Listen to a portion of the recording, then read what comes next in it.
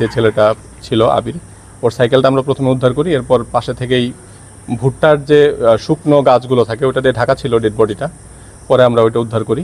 এরপর আমাদের টিম, বেশ কয়েকটা টিম একসাথে কাজ শুরু করে।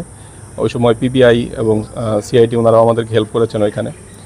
দেন হচ্ছে আমরা আনুমানিক রাত্রে 3টা, সাড়ে 3টা, 4টার দিকে বেশ কয়েক জায়গায় অভিযান করার পর আমরা নিশ্চিত হই যে তারই পরিচিত একজন, আরও একটি বাচ্চা, আমি আসলে যেহেতু সেও একজন শিশু, আমি সঙ্গত কারণেই তার নাম উল্লেখ করছি না, বাট তারা সমবয়সী, দুজনের বয়সী 10-12 বছরের মধ্যে। ওই ছেলেটি, তার বন্ধু এবং তারা একই সাথে একটি দাওয়াত খায়, একটি আকিকার অনুষ্ঠানে দাওয়াতে ছিল। এলএমই সার্টিফাইড বিশ্বসেরা কপারে তৈরি ওয়ালটন কেবলস, যা আপনার স্থাপনাকে রাখবে সব সময় নিরাপদ। সেখান থেকে আসার পথে এই দুইজনই হচ্ছে মোবাইলে ভিডিও গেমস খেলে।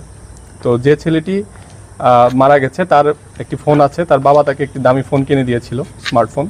তো ওই ফোনে ভিডিও গেমস খেলা নিয়ে দুই বন্ধুর মধ্যে ঝগড়া, এবং সেটির সূত্র ধরেই একজন আরেকজনকে মাথায় ইটের টুকরা দিয়ে আঘাত করে, এবং ফলে ওই ছেলেটি যে আবির, সে মারা যায়।